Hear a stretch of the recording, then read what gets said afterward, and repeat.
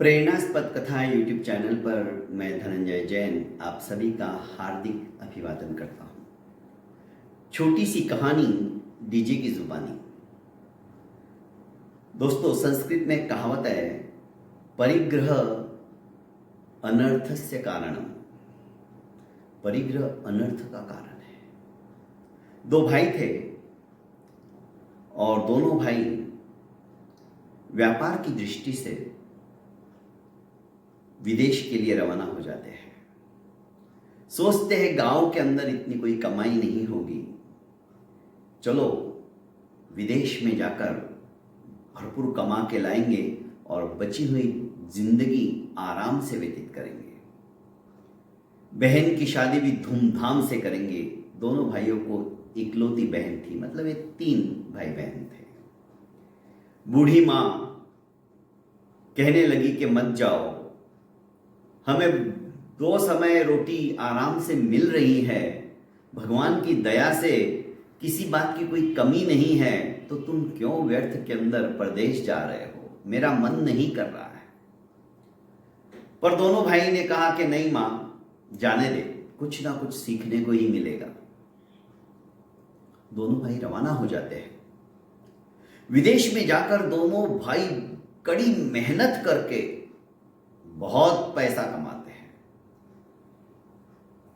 इतना पैसा कमा लेते हैं कि शायद उनकी 3-4 पीढ़ी तो बैठे बैठे आराम से खाए तो भी खूटे नहीं। दोनों भाइयों ने सोचा कि चलो अब बहन की शादी भी करनी है और मां की याद आ रही है, क्योंकि पिता का साया दोनों पर से बचपन में ही उठ गया था। तब तो इनकी बहन बहुत छोटी थी।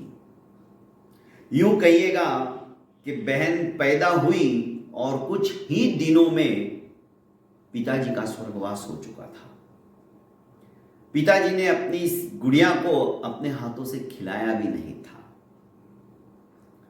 पर धीरे धीरे घर गृहस्थी ये दोनों भाई संभालने लग गए थे। सोचने लगे कि चलो अब अपने अपने देश वापस चलते हैं। उन्होंने एक नौका खरीद ली और नौका के अंदर नौका विहार करते हुए वे अपने देश की तरफ चल पड़े। रास्ते में एक दिन छोटा भाई सो रहा था, जबकि अब उनका गांव, उनका नगर, उनका शहर बस 2 दिन के पश्चात आने ही वाला था। अचानक बड़े भाई के मन में पाप आ गया।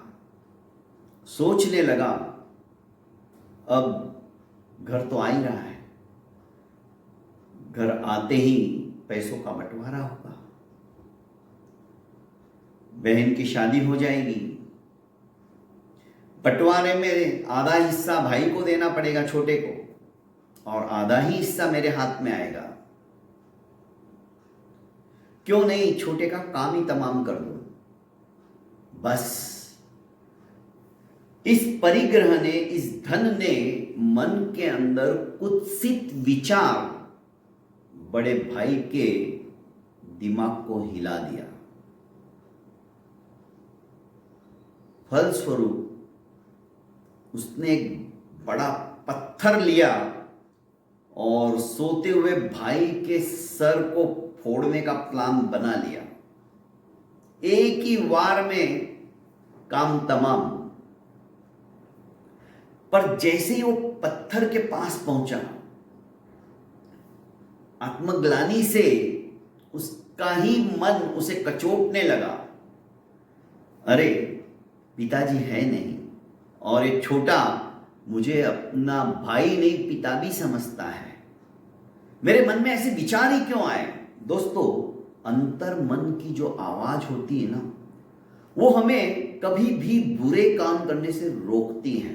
आप देखिएगा, जैसे ही हम कुछ गलत काम करने के लिए जाते हैं या उद्यत होते हैं, हमारा अंतर मन कहता है कि नहीं, ये तेरे व्यक्तित्व के खिलाफ है, अच्छा नहीं है, जो तू ये करने जा रहा है वो ठीक नहीं है।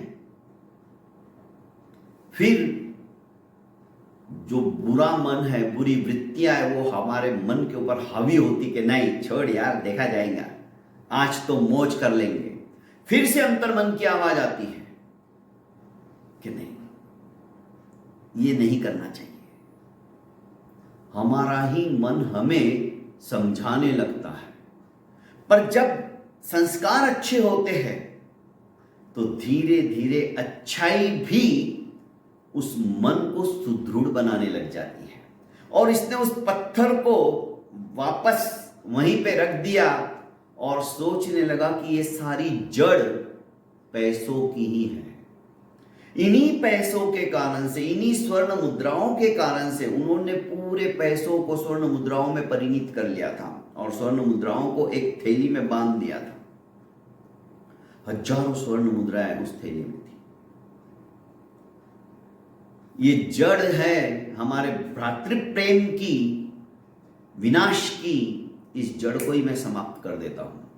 और उसने वो थैली ली और समुद्र के अंदर फेंक दी। समुद्र में जैसे ही छप की आवाज आई, छोटा भाई जग गया। उसने कहा क्या हुआ भाई? उसने कहा जो हमारे प्रेम के बीच में विघ्न पैदा करे उस जड़ को ही मैंने खत्म कर दिया। क्या बात करते? उसने कहा हाँ, मेरे मन में ऐसे ऐसे विचार आ गए थे और तुम प्रगाढ़ निद्राधीन थे। मैंने पत्थर उठा ही लिया था तुम्हें मारने के लिए। फिर मेरे अंतर्मन में आवाज आई कि नहीं, तू जो कर रहा है वो गलत कर रहा है। वो तेरा छोटा भाई है, तेरे बेटे जैसा है, वो भी तुझे अपने बाप के तरह मानता है। जैसे ये विचार आए, मैंने उस पाप की जड़ को ही उठा के फेंक दिया। भैया, इतनी मेहनत से हमने हजारों स्वर्ण मुद्राएं कमाई और आपने उसे पानी में डाल दिया। हाँ बेटे, हाँ भाई, मैंने फेंक दिया, हमें कोई रमगम नहीं। मुझे उल्टी खुशी है कि आज हम दोनों के बीच में जिन पैसों की वजह से इस तरह के विचार तक आ गए, वो पैसे को ही मैंने हटा दिया। मेरे लिए पैसा सब कुछ नहीं, तुम सब कुछ हो। तुम हो तो ये पैसा मैं और कमा लूंगा, पर ऐसे पैसे से यदि ऐसे विचार आते हैं तो ऐसा पैसा मुझे नहीं चाहिए, इसलिए मैंने फेंक दिया। छोटे ने कबूलात की कि भाई, मेरे भी मन में ऐसे ही विचार आते थे, पर बार बार ऐसे विचार आते ही मैं अपने आप को झटकता था, विचारों को झटकता था कि नहीं, और मैंने अपने आप को संभाले रखा। पर भैया, आपने अच्छा ही किया। इधर दोनों भाई आने वाले समाचार मिल गए थे तो मां ने कहा कि बेटा, मैं बाजार में जाती हूं और एक बड़ी मछली लेके आती हूं। आज उसको चीर के उसकी सब्जी बनाएंगे और मेरे बच्चों को खिलाऊंगी, क्योंकि उन्हें बहुत पसंद है। मांसाहारी परिवार था। बुढ़िया बाजार से बड़ी मछली लेके आ गई और सोचा कि बच गया कुछ तो आजू बाजू वालों को भी खिला दूंगी। बहन भी बड़ी खुश थी कि आज दोनों भाई आ रहे हैं। आए दोनों भाई, फ्रेश हुए, मां के चरणों में गिरे, बहन से मिले और बहन जल्दी जल्दी रसोई बनाने लगी। बुढ़िया नजदीक ही बैठी हुई थी। जब उसने मछली को चीरा तो वही थैली स्वर्ण मुद्राओं से भरी उसके पेट में से निकली। जैसे ही उसने पेट में से वो निकाले और उसके हाथ से वो थैली थाली में गिरी, मुद्राओं की जो आवाज आई, अचानक बुढ़िया बोली क्या है? उसने वो थैली छुपा ली और सोचा कि ये तो बड़े पैसे मिल गए मुझे, इतनी सारी ढेर सारी दौलत मिल गई। अब ये बुढ़िया यदि पूछेगी तो भाई भी आ जाएंगे, सब हिस्सा मांगेंगे। उसने अपने पास ही एक जो मुसल पड़ी थी, उस मुसल से बुढ़िया के सर पे दे मारी। देखो पैसा कितना अनर्थकारी है। बेचारी बुढ़िया चिल्लाई, उसके माथे से खून टपकने लगा, वो मूर्छित हो गई और ये थैली लेकर भागने लगी। एक भाई ने अपनी मां को संभाला और दूसरा भाई अपनी बहन को पकड़ के लाया जो भाग के जा रही थी। तो बुढ़िया ने कहा कि इसने इस तरह से, मैंने देखा कोई थैली थी स्वर्ण मुद्राओं से भरी, और जब मैं चिल्ला के इसे बोलने लगी क्या है दिखा मुझे, तो इसने जोरदार हमला कर दिया। भाई ने जब उसकी तलाशी ली तो वही स्वर्ण मुद्राओं की थैली निकली जो कि बड़े ने समुद्र के अंदर फेंक दी थी। फिर बड़े ने वही कहानी मां को और बहन को सुनाई कि देखो पैसा कितना अनर्थ का कारण है, हमारे मन के अंदर किस तरह की भावना एक दूसरे को मारने की भावना ला देता है। पर भाग्य अच्छा था, यही पैसा जो हमने मेहनत से कमाया था वापस हमारे दरवाजे पर आ गया। पर जैसे ही पैसा वापस घर में आया तो तेरी बुद्धि, तेरी मति इस पैसे ने भी भ्रष्ट कर दी।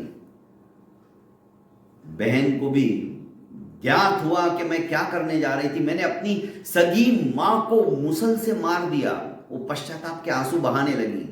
दोनों भाइयों ने धूमधाम से अपनी बहन की शादी करवा दी और उस पैसे से जमीन ले ली, खेतीबाड़ी की, और उस दिन से सात्विक जीवन व्यतीत करने का संकल्प लिया। उनके नगर के अंदर एक ज्येष्ठ श्रेष्ठ महात्मा आए, महात्मा ने अहिंसा का उपदेश दिया और तब से वे अहिंसक बन गए, शुद्ध शाकाहारी भी बन गए और उनका मन और ज्यादा पवित्र होने लगा। दोस्तों, कहानी छोटी सी है पर कहानी ये सबक सिखाती है कि किस तरह से परिग्रह जो है अनर्थ का कारण हो जाता है। जितना है मुक्त हस्त से लुटाते चले जाओ, साथ में कुछ भी जाने वाला नहीं है दोस्तों। बस जो मिला है एक हाथ से नहीं, दोनों हाथों से लुटाते चले जाओ, ऊपर वाला और देगा। आप तो एक जरिया हो, एक निमित्त हो, देने वाले आप भी कौन हो? कोई नहीं। बहुत बहुत धन्यवाद दोस्तों। प्रेरणास्पद कथा यूट्यूब चैनल को आपने अभी तक लाइक एवं सब्सक्राइब नहीं किया है तो कर लीजिए और ज़्यादा से ज़्यादा अपनों को शेयर कीजिए। प्रणाम।